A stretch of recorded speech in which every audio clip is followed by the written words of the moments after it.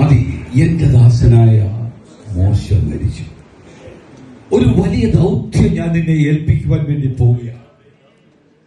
കഴിഞ്ഞ ഏകദേശം 40 വർഷം ഈ ജനത്തെ നയിച്ച, ജീവിതത്തിൽ ഏതെല്ലാം വിഷയങ്ങൾ കടന്നു വന്നപ്പോ പരാജയപ്പെടുമെന്ന് ചിന്തിച്ച പല വിഷയത്തിന് മുമ്പിൽ ഒന്നൊന്നായി ജയിച്ച് ശക്തിയോടെ മുന്നേറിയ ഈ വലിയ ജനതയെ നയിച്ച, ചെറിയ കാര്യമല്ല, 30 ലക്ഷത്തെ നയിക്കുക. നമുക്കറിയാം, കൃതദാസന്മാരോട് ചോദിച്ചാലറിയാം, 100 പേരെ നയിക്കുന്നതിന്റെ ബുദ്ധിമുട്ട്, 120 പേരെ കൊണ്ടുപോകുന്നതിന്റെ ബുദ്ധിമുട്ട് എത്ര വരും?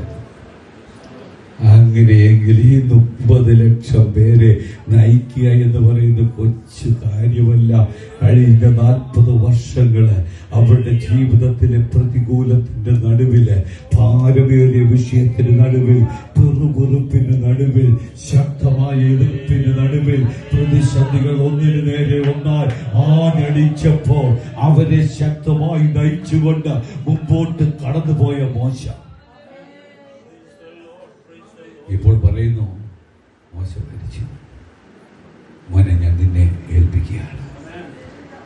വാസ്തവത്തിൽ യോശുവയുടെ ഹൃദയം തകർന്നു പോയി കാണും, ധൈര്യം ചോർന്നു പോയി കാണും. ഇതെങ്ങനെ സാധിക്കും? മോശ ശക്തനായി